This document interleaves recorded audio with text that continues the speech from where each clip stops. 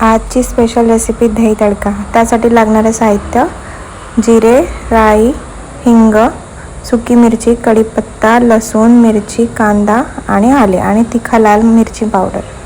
आपण आता कढईमध्ये तूप घेऊया। तूप घेतल्यानंतर त्याच्यामध्ये जिरे, राई आणि कढीपत्ता आणि सुकी मिरची, इथे आपण मिरची बदललेली आहे, तिखट मिरची टाकलेली आहे आपण त्याच्या जागी।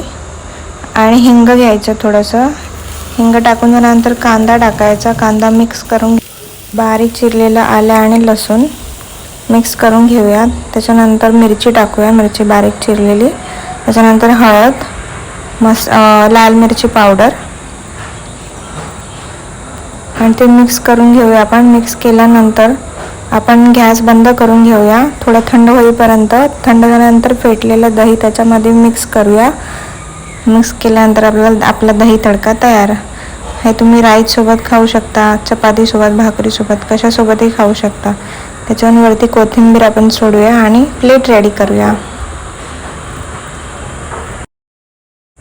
चॅनलला सबस्क्राईब करा, लाईक करा। थँक्यू।